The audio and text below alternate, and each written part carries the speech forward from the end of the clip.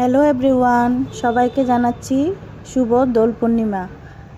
আজকে পূর্ণিমা, তাই সকাল সকাল উঠেই স্নান করেই পুজো দিয়েছি।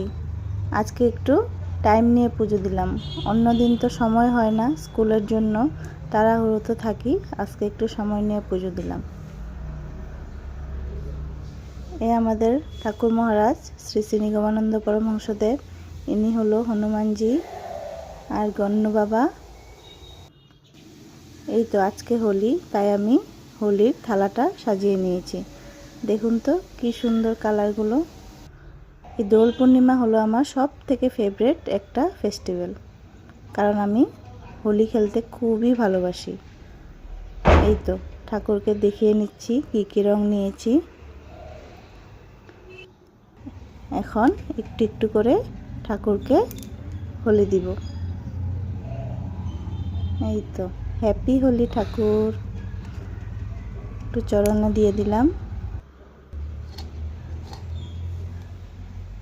এবার দিলাম রাধা কৃষ্ণকে হ্যাপি হোলি।